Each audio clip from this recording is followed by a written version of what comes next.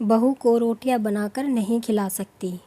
पता नहीं किस जन्म की दुश्मनी निकाल रही है मुझसे। ऐसी छुई मुई बनकर बैठी रहती है जैसे मेरे आने से पहले 8-10 नौकर चाकर आगे पीछे फिरते रहते थे। थोड़ा बहुत हाथ पैर हिलाने से कौन सा शरीर घिस जाएगा इनका। सब कुछ मेरे भरोसे छोड़कर बैठ जाएंगी। बाहर से थक कर आओ और फिर घर में आते ही रसोई में लग जाओ। पूनम खींचते हुए अपना सारा गुस्सा रसोई में बर्तनों पर निकाल रही थी। ऐसा नहीं था कि उसकी सास सरला जी को बहू के बड़बड़ाने का भान नहीं था, लेकिन वो भी ठिठाई पर थी। बहू की बड़बड़ाहट को एक कान से सुनकर दूसरे कान से निकाल रही थी। पूनम एक पढ़ी लिखी लड़की थी। उसका सपना था कि वो अपने पैरों पर खड़ी होगी। उसने नौकरी के लिए कई जगह आवेदन भी दे रखा था। इस बीच जब उसके लिए नितिन का रिश्ता आया तो उसने साफ साफ कह दिया था कि वो शादी इसी शर्त पर करेगी कि शादी के बाद उसे अच्छी नौकरी मिली तो कोई उसे नौकरी करने से नहीं रोकेगा। आखिर इतना पढ़ने लिखने के बाद वो घर पर नहीं बैठ सकती। नितिन और उसके घर वालों को इस बात से कोई आपत्ति नहीं थी। उनकी बहू नौकरी करेगी, इसलिए दोनों तरफ से खुशी खुशी ये रिश्ता हो गया। शादी के कुछ दिनों बाद ही पूनम का जॉइनिंग लेटर आ गया। जिस दिन पूनम ने अपने ससुराल वालों से कहा था कि वो अब नौकरी करेगी, तो उसकी सास सरला जी ने सारे परिवार के सामने कह दिया था, बहू नौकरी करे, इससे मुझे कोई आपत्ति नहीं है। मैं ये भी नहीं कहूँगी कि वो पहले सारे घर का काम करे फिर नौकरी पर जाए, लेकिन मैं भी अब पहले की तरह पूरा घर नहीं संभाल सकती। मुझे सब कुछ मंजूर है, लेकिन मुझसे ये उम्मीद मत करना कि मैं बहू को रोटियां बनाकर खिलाऊंगी। मुझे पता है कि अगर मैं एक बार इस भंवर में फंस गई तो ज़िंदगी भर नहीं निकल पाऊंगी। उस वक्त सबको सरला जी की बातें सुनकर हैरानी तो हुई थी। उनके पति ने तो ये भी कहा कि मुझे नहीं पता था कि मेरी सीधी सरल पत्नी भी सास बनते ही अपना रूप बदल लेगी। लेकिन इन सब बातों का सरला जी पर कोई असर नहीं हुआ। वो तो अपनी ज़िद पर अड़ी थी। खैर, पूनम को तो नौकरी करनी ही थी, क्योंकि घर के थोड़े से काम के लिए वो अपनी इतनी अच्छी नौकरी तो नहीं छोड़ सकती थी। वहीं उसके पति और ससुर जी ने भी नौकरी की इजाज़त दे दी थी, तो वो फिर कहाँ रुकने वाली थी। इस समस्या का ये हल निकाला गया कि घर के कामों के लिए एक कामवाली और खाना बनाने के लिए एक कुक रख ली गई। खाना बनाने वाली सुबह और शाम का खाना बनाकर चली जाती। पूनम का काम था ऑफिस से आकर बस खाना परोसना। यूं ही दिन निकल रहे थे। पूनम की शादी को 2 साल हो चुके थे। अब तो पूनम और बाकी सब घर वालों को इस रूटीन की आदत हो गई थी, लेकिन मुश्किल तो तब होती थी जब कभी खाना बनाने वाली छुट्टी ले लेती थी। ऐसा ही कुछ इन 2 दिनों से हो रहा था, जिस कारण से पूनम खिजी हुई थी। ऑफिस से आकर रोटियां बनाना उसे बहुत बड़ा बोझ लगता था। वैसे तो सरला जी इन दिनों में सब्जियां काट कर बना देती थी, लेकिन बहू के ऑफिस से आने के बाद रसोई में झांकती भी नहीं थी। उस समय पूनम को अपनी बैठी हुई सास बहुत चुभती थी।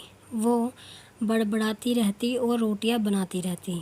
बाद में अपनी माँ से फ़ोन पर भर भर के शिकायत करती, जिसके बाद उसे थोड़ा सा सुकून मिलता था। कुछ दिनों बाद पूनम के भाई की शादी भी तय हो गई। पूनम की होने वाली भाभी भी नौकरी पेशा थी। पूनम की माँ ने सगाई के वक्त ही खुश होते हुए गर्व से कह दिया, भाई मैं तो और सासों की तरह नहीं हूँ जो बहू के आने पर हाथ धरकर बैठ जाऊँ। जब अभी तक पूरा घर संभाल रही थी तो अब क्यों नहीं, मेरी बहू को मेरी तरफ से पूरी छूट रहेगी। जब एक माँ अपने बच्चे को रोटियां बनाकर खिला सकती है तो बहू को क्यों नहीं खिला सकती। बहू तुम निश्चिंत होकर नौकरी करना, रसोई मैं संभाल लूँगी। पूनम की माँ के उच्च विचार सुनकर उसकी होने वाली भाभी का पूरा परिवार और खुद पूनम भी गदगद हो गई। वाह माँ, आप कितने बड़े दिल की हैं। काश मेरी सास भी आपकी तरह होती। लेकिन मेरी किस्मत में ये सुख कहाँ। मेरी सास को तो बस हुक्म चलाना आता है। मुझे गर्व है कि मेरी माँ इतने खुले विचारों की है। अपनी चिड़चिड़ाहट निकालते हुए पूनम बोली। कुछ दिनों में ही पूनम के भाई की शादी हो गई और कुछ दिनों बाद ही पूनम की भाभी ने अपनी नौकरी ज्वाइन कर ली। पूनम की माँ भी अपनी बहू को हथेलियों पर रखती थी। सुबह उसका नाश्ता, टिफ़िन, फिर रात का खाना भी तैयार रखती थी। अपने हाथों से परोसकर सबको खाना खिलाती थी। उनकी बहू भी मम्मी जी करती हुई अपनी पसंद नापसंद बताती रहती थी, जिसे पूनम की माँ बड़े चाव से पूरा करने में लगी रहती थी। खुशी खुशी दिन बीत रहे थे, लेकिन ये प्रक्रिया धीरे धीरे अब उदासीनता में बदल रही थी। पूनम की भाभी को अब कुछ भी ना करने की आदत पड़ गई थी। एक दिन जब पूनम फ़ोन पर अपनी माँ से बात कर रही थी तो उसकी माँ बस रो पड़ी। बेटा, मैं इतना करती हूँ कि तेरी भाभी के लिए, फिर भी उसे मेरी कद्र नहीं। अरे मेरी दी हुई छूट अब मुझ पर ही भारी पड़ने लगी है। क्या हुआ माँ, आप ऐसे क्यों बोल रही हैं? आप तो भाभी का मुझसे भी ज़्यादा ध्यान रखती हैं। क्या भाभी ने आपसे कुछ कहा है? पूनम बेचैन होते हुए पूछने लगी।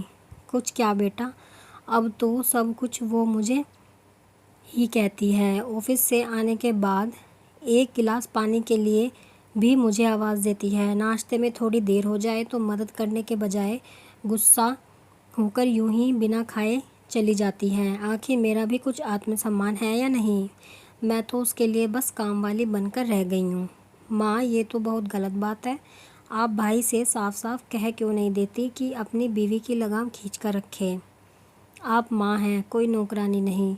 भाभी नौकरी करती हैं इसका मतलब ये नहीं है कि आप पर हुक्म चलाएगी। गरजते हुए पूनम बोली।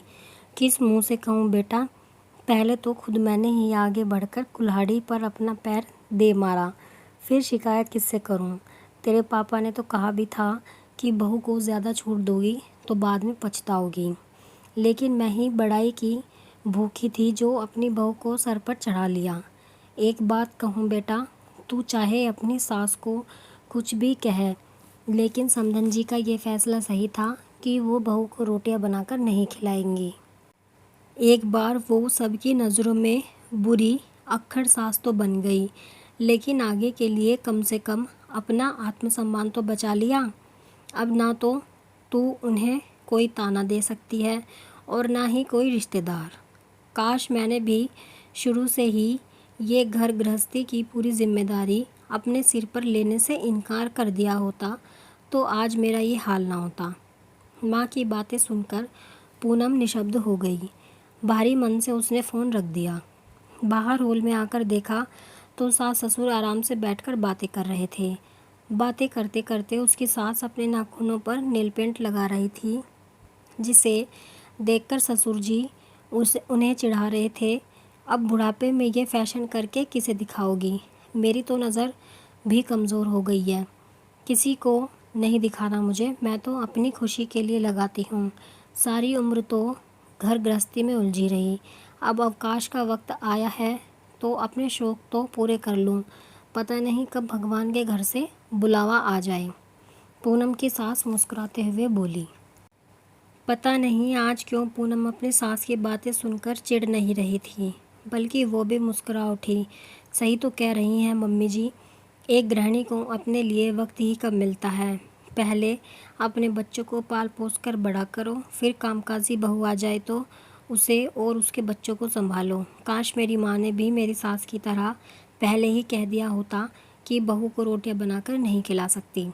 आप कमेंट में ज़रूर बताएं कि आपको ये कहानी कैसी लगी है, आपकी क्या राय है इसके बारे में। अगर आपको कहानी पसंद आई है तो वीडियो को लाइक करें, शेयर करें, कमेंट करें और चैनल को सब्सक्राइब करें ऐसी ही कहानियों के लिए। और आप इंस्टाग्राम पर भी फॉलो कर सकते हैं, उसका लिंक आपको डिस्क्रिप्शन में मिल जाएगा।